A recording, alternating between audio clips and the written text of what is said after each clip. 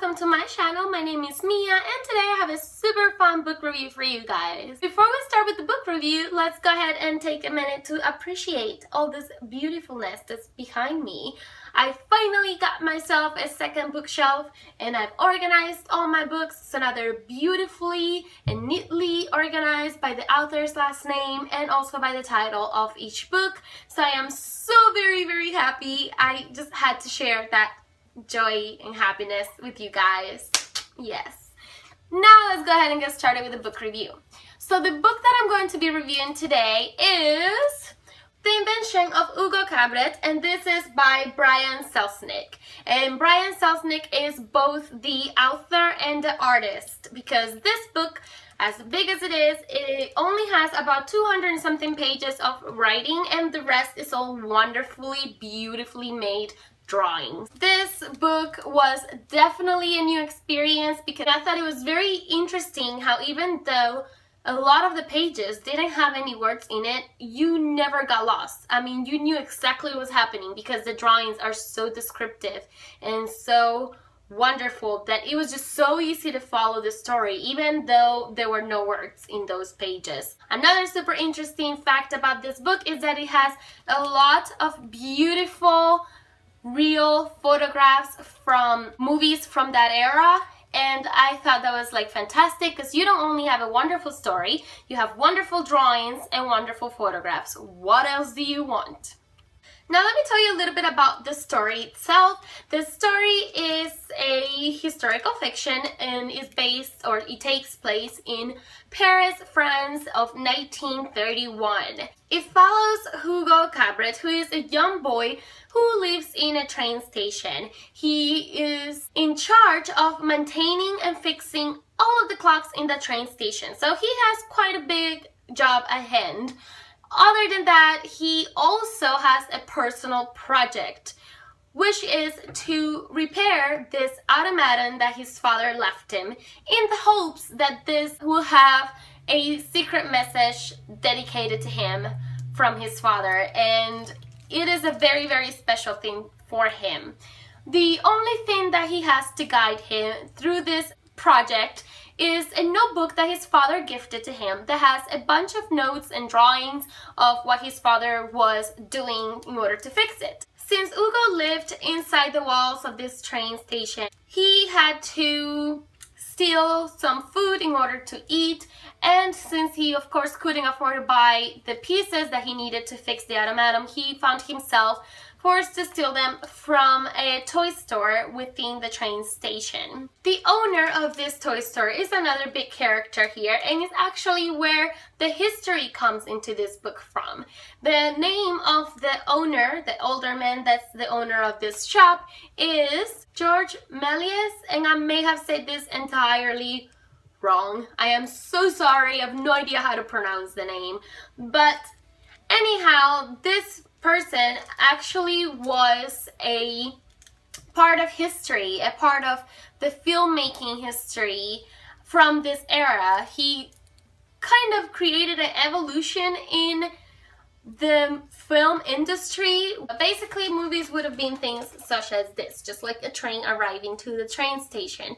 And then when George Méliès started creating movies, his movies took a different toll on the history of filmmaking, and his movies were something more unrealistic, like fictional kind of movies, things such as this. So obviously there's a big difference, especially in that time, you know, from like a regular train arriving to a train station to a man's face on the moon with a, how you call that, whatever, that thing on his eyes. It's a big difference, okay? It's kind of a big deal. When he retired from filmmaking or whatnot, or whatever happened to him, he winded up in a toy store in the train station. So it's kind of interesting how some fictional aspects mix with the historical aspects in this particular book. I just liked it so very much.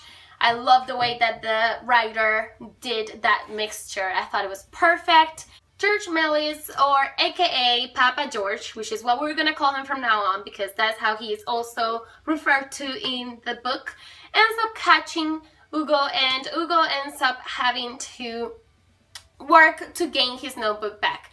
During these events, he also meets Isabella, who is the goddaughter of Papa George, and it's very interesting to see how their friendships develop, how the characters change. At the beginning, everything is very mysterious. Secrets continue to come out all the way to the end of the story, and it's just very interesting and very cool. I liked the characters, especially Papa George. I thought he was such an emotional, like, very relatable character, and it was so fantastic. Also, the story is about friendships and dreams and imagination and family, and it's just such a wonderful story. I thought it was beautiful. Some of the quotes in the story were very heartwarming for me, at least. There's one that became my favorite, and I don't know why, but it kind of made me tear up a little bit. I don't know why. It just inspired me, and I loved it so much. So I'll share that one with you. It says, "Sometimes I come up here at night, even when I'm not fixing the clocks, just to look at the city. I like to imagine that the world is one big machine. You know, machines never have any extra parts. They have the exact number and type of parts they need.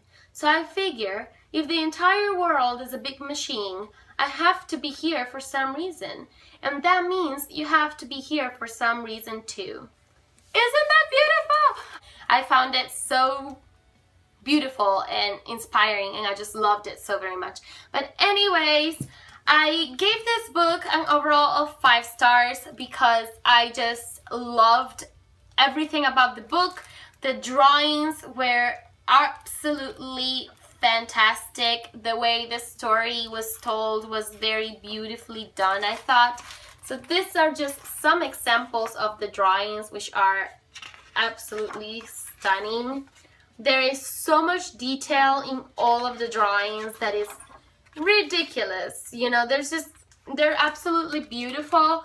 And as I said, there's also that photo media as well, and I thought that was fantastic. Like, there's some photographs from the movies, and they're just like absolutely phenomenal, and I just love the entire aspect of the book. It was so easy to read through this. I read it in one sitting in a few hours. It's the first book I read from this author, and I know he has 2 more books similar to this kind of style, which I definitely want to read. I don't own this one. This one I got out of the library, and I think eventually I will buy one because I just see myself reading this years from now, and once I have kids, if they love books as much as I do, I will make sure that they read this as well. I highly recommend it. I think anyone, any age can read this book and truthfully enjoy it. There you go, that's my book review. I hope you guys liked it. If you have read this book, do you love it as much as I did? Because I am seriously head over heels for this beautiful baby here. Do leave me comments down below. I love reading the comments. You guys leave me sometimes. It makes me very happy, and I will see you very soon in another video. Bye!